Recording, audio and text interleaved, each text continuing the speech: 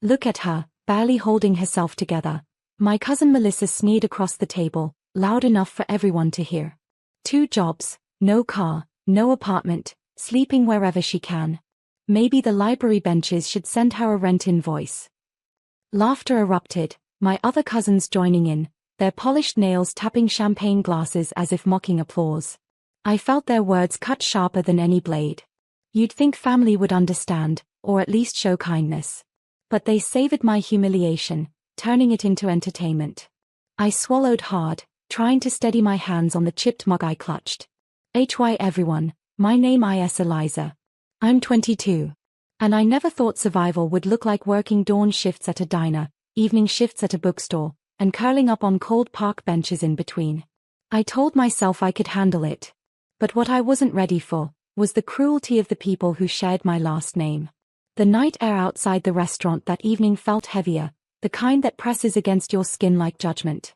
I could still hear Melissa's laugh echoing, her perfect teeth glinting in the dim light. Each step I took away from that place felt like dragging chains behind me. I kept replaying their faces, my cousins, glowing in designer clothes, mocking the way my sweater sleeves frayed. Their cruelty wasn't just about poverty. It was about hierarchy. They believed my struggle made me less. Then, across the street, standing under a flickering streetlight, I saw him. My uncle. He had been there the whole time, silent, watching. His eyes weren't filled with pity, but something else. Something sharper, unreadable. He stepped forward, his polished shoes crunching against gravel. For a moment, silence stretched between us, broken only by the hum of traffic and the far-off sound of music spilling from the restaurant's open door. My throat tightened, bracing for another cutting remark. But he didn't mock me. He didn't laugh. Instead, his words slid out low and steady, like thunder rumbling before a storm. Come with me, Eliza. Tonight changes everything. I froze. My pulse raced. The cousin's laughter still clung to my skin, but his tone carried a weight that made me shiver. Because in that moment, I knew, something was about to shift, and none of us would ever forget it. I followed him without a word, my shoes scraping the sidewalk, each step echoing louder than my heartbeat. My uncle, Charles, was a man of sharp suits and sharper silences. The family always whispered about his wealth, his businesses, his endless connections, but no one dared ask too many questions. He was the kind of man who carried power in his stillness. We reached his car, sleek and black, parked under the glow of a pale street lamp. He opened the passenger door with a deliberate calm, and for a second, I hesitated. My cousin's laughter still rang in my head, their smug voices cutting into my pride. But something in my uncle's eyes told me this wasn't a request. It was a command. Inside, the leather smelled faintly of cologne and newness, a world away from the damp scent of the benches I had called home. My body ached as I sank into the seat, exhaustion pressing down on me. He drove without speaking, city lights streaking across the windshield like veins of fire. Finally, he said, I've known for weeks. His voice was steady, not soft. I've seen where you sleep. I've seen you drag yourself from one job to another. And I've seen them, mocking you. Shame swelled in my chest. My throat burned, but no words came out. I wanted to defend myself, to prove I wasn't weak, but he cut through my silence. You remind me of myself at your age, he continued. His hands tightened on the wheel. Hungry. Fighting alone. And watching others laugh, thinking they've already won. We pulled up to a building so tall it seemed to slice into the night sky. Glass shimmered under the moonlight, and I blinked, realizing we weren't anywhere near his home. This was one of his properties. Everyone in the family had heard of it but never been inside. He parked, stepped out, and gestured for me to follow. The marble lobby swallowed me whole, the polished floor reflecting golden lights overhead. I had never stepped into a space so vast, so silent, so utterly opposite of where I had just been humiliated. When the elevator doors closed, trapping just the two of us inside, he turned to me. His eyes locked onto mine, sharp and unyielding. Eliza, he said slowly, I'm about to show you the truth of this family. And when I do, you'll never look at them the same way again. The elevator rose higher, and with it, so did the weight of what I was about to learn. The elevator doors opened to a penthouse that looked more like a world carved out of dreams. Floor-to-ceiling windows stretched wide, revealing the city glittering below like a bed of stars. Everything inside gleamed, marble counters, velvet chairs, glass sculptures catching the light. I stood frozen, feeling like an intruder in a palace. Uncle Charles walked in as if it was nothing, loosening his tie, his presence filling the room. "Sit," he said simply, pointing toward a leather chair near the fire. I obeyed, though my legs trembled. For a long moment, the silence between us was thick. I could hear the faint hum of the city outside, the ticking of a gold clock on the wall. Finally, he broke it. "You think they laugh because you're weak," he said, pacing slowly. "But they laugh because they are afraid. Afraid that one day, the tables might turn."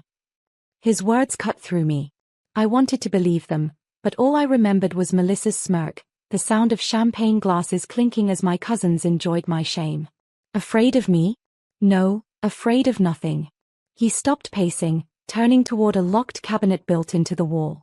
With a key from his pocket, he opened it, pulling out a thick folder. He set it down on the table before me. "Everything your cousins own," he said quietly, "is tied to me. Their cars, their houses, their allowances. Every string, every dollar, runs through my hands." I stared at the folder, my breath catching. He flipped it open, page after page of contracts, property deeds, financial documents, my cousins' entire glossy lives spelled out in black and white. And then he looked at me, his eyes burning with something almost dangerous. "They humiliated you tonight. But remember this, Eliza, if I decide, tomorrow they'll be the ones without a roof. Without a dollar. Without their pride." A chill ran down my spine. My uncle wasn't just rich. He was their foundation. And with one decision, he could pull it all out from under them. I leaned closer to the folder, my fingers brushing the edges of the papers. My heart pounded with every name I recognized: Melissa, Jason, Claire, each listed on contracts that traced directly back to Uncle Charles. Their luxurious lives weren't built on independence. They were built on him. He watched me, expression unreadable. "Do you understand now?" he asked, voice steady. I nodded faintly, though words escaped me. The realization twisted my stomach. While they mocked me for sleeping on benches, their own beds, their own meals, their own shining worlds, all came from the man standing in front of me. He poured himself a drink, the ice clinking against glass, and sat across from me. "Eliza, they've grown entitled. Spoiled. They believe they are untouchable because they've never had to work, never had to fight. But you," he paused, studying me as though weighing every ounce of my spirit. "You've survived storms they can't even imagine." The fire crackled, its warmth brushing against my chilled skin. For the first time in months, I felt seen, not as a failure, not as a burden, but as someone who had endured. Then his voice dropped lower, carrying a gravity that rooted me to the chair. "I want you to be the one who teaches them what humility tastes like." The words stunned me. My lips parted, but I couldn't form a reply. He slid the folder closer to me, tapping the pages with a slow, deliberate rhythm. "Every contract here can be transferred. Every lease, every loan, every payment, redirected. I could do it myself, but they'd see it as my power. I want them to see you." The weight of what he offered pressed heavy on my chest. Revenge was no longer just an idea. It was right here, tangible, written in ink. I swallowed hard, staring at the documents, torn between fear and an undeniable pull toward justice. Outside, the city lights flickered like restless stars, and for the first time, I realized, the laughter of my cousins might soon turn into silence. I sat frozen, staring at the folder as if it held fire. My uncle's words swirled in my head, louder than Melissa's cruel laugh, sharper than Jason's smug grin. Me? The one they mocked as worthless, powerless. He wanted me to be the hand that flipped their world upside down. My voice trembled when it finally broke the silence. "Why me?" Uncle Charles leaned back, swirling the amber liquid in his glass. His gaze locked onto mine, unwavering. "Because, Eliza, you've already endured what they fear most. You've been stripped of comfort, of pride, of a home. And you didn't break. That makes you dangerous. That makes you strong." The firelight flickered against the polished walls, casting long shadows that seemed to stretch toward me. I remembered every night curled on a bench, the sting of cold air against my skin, the ache in my bones from working doubles. Every humiliation, every tear, I carried it all inside me. And suddenly, I understood. If I signed these papers, it wouldn't just be about revenge. It would be about balance. About justice. About making them taste the very helplessness they once mocked in me. My uncle slid a pen across the table, its sleek body gleaming under the light.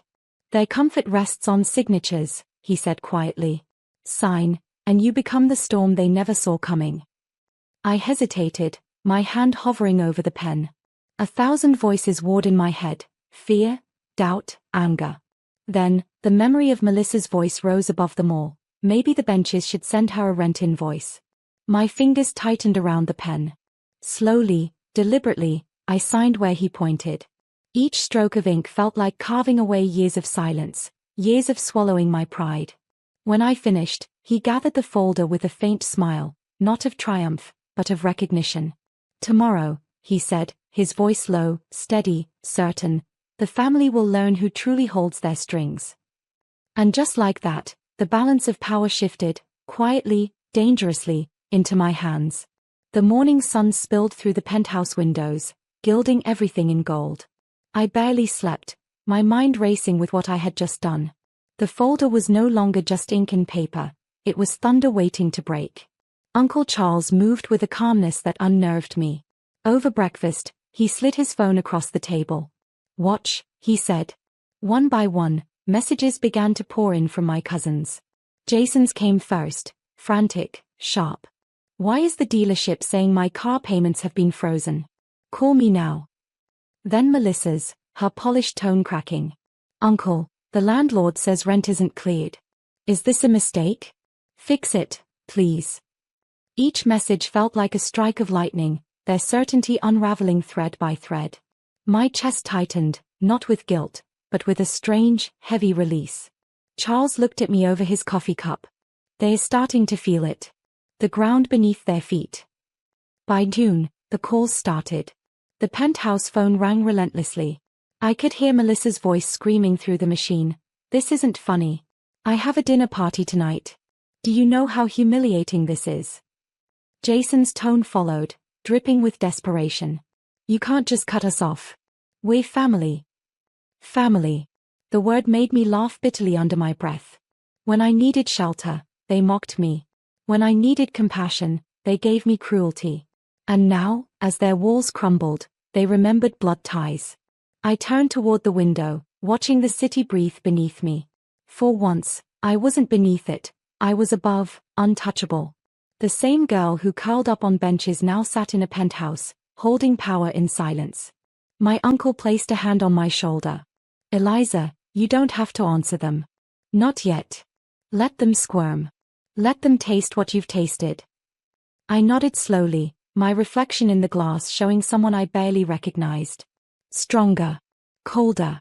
For the first time, their laughter didn't echo in my ears. Their fear did. By evening, the chaos had spread like wildfire. My phone buzzed non-stop, cousins, aunts, even my father's brother trying to demand answers. Their voices carried through voicemails, jagged with panic. We can't pay the caterers. The bank says our cards are frozen. Do something. I sat on the velvet couch, staring at the folder on the table. That pen stroke had turned me from the family embarrassment into the silent architect of their downfall. When Melissa finally appeared at the penthouse door, her perfect hair frazzled, her eyes wide with desperation, I almost didn't recognize her. She barged in, uninvited, her voice shrill. What did you do? Her eyes flicked toward Uncle Charles, but he said nothing. He simply sipped his drink, watching like a man who'd already seen the ending of a play. Melissa turned to me, trembling. Eliza, you can't let him do this. You know me. You owe me. The word hit me like a slap. Oh? I remembered her laughter, her smirk, the way she toasted my suffering like it was champagne. My chest burned, but I stayed calm. I don't owe you anything, I said softly, every word sharp as glass. Her jaw dropped, the silence stretching heavy. For the first time, she couldn't find something cruel to throw back. Instead, she sank into a chair, her polished nails shaking against the armrest. Uncle Charles finally spoke, his tone calm, final. This was never mine to decide. It was hers. And you will live with what she's chosen. Melissa looked at me then, not with superiority, but with something I had never seen in her eyes before, fear. The roles had reversed, and the silence that followed was more powerful than any insult she had ever hurled. Melissa's pleas faded into the quiet hum of the city outside.